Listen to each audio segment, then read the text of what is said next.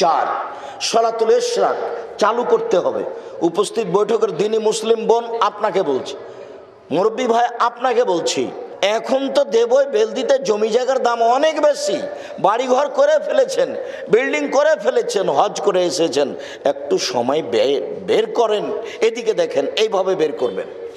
আনাস রাদিয়াল্লাহু তাআলা আনহু বলেন, রাসূল সাল্লাল্লাহু আলাইহি ওয়াসাল্লাম বলেছেন, মান সাল্লাল ফাজরা ফি জামাতিন সুম্মা কাদা, কেউ ফজরের সালাত আদায় করলো জামাতে, তারপর ওখানে বসে তাসবিহ তাহলিল জিকির আজকার করতে লাগলো, হাত্তা তাতলু আশ-শামস, করতে করতে সূর্য উঠে গেল, ওয়াসাল্লা রাকাতাইন, সূর্য ওঠার পর পরই 2 রাকাত সালাত আদায় করলো, কানাল হাজরুন কাজরা হাজ্জ উমরা তাম্মা তাম্মা তাম্মা, তাহলে তার নেকি হবে হজ উমরার সমান, তাহলে তার নেকি হবে হজ উমরার সমান, তাহলে তার নেকি হবে হজ উমরার সমান।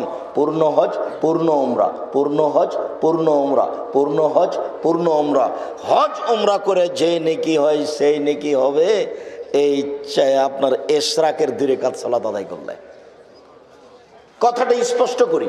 উপস্থিত বৈঠকের মুসলিম বোন, আব্দুর রাজ্জাক সাহেব, আপনি যা বললেন তা তো মসজিদে জামাতে সালাত আদায় করলো, বসে থাকলো, সূর্য উঠলো, 2 রাকাত সালাত আদায় করলো। আমরা তো মসজিদে যাই না, বাড়িতেই তো থাকি, আমাদের কি হবে?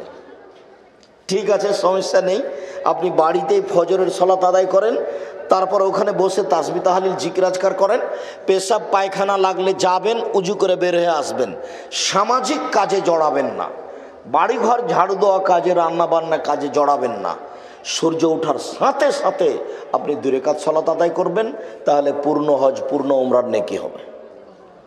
পূর্ণ হজ পূর্ণ উমরার নেকি হবে, এ কথা আমি বলিনি, এ কথা মুহাম্মদ সাল্লাল্লাহু আলাইহি সাল্লাম বলেন।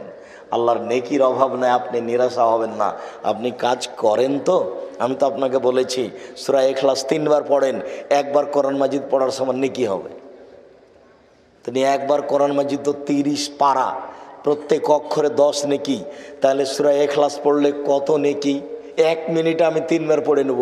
পড়েন না, আপনি তো পড়তেই পারছেন না, পড়ে আপনি নেকি দিয়ে ব্যাগ ভর্তি করে নেন, নেকি 2 হাত দিয়ে লুটে নেন, শ্বাস বন্ধ হয়ে গেলে তো করা যাবে না।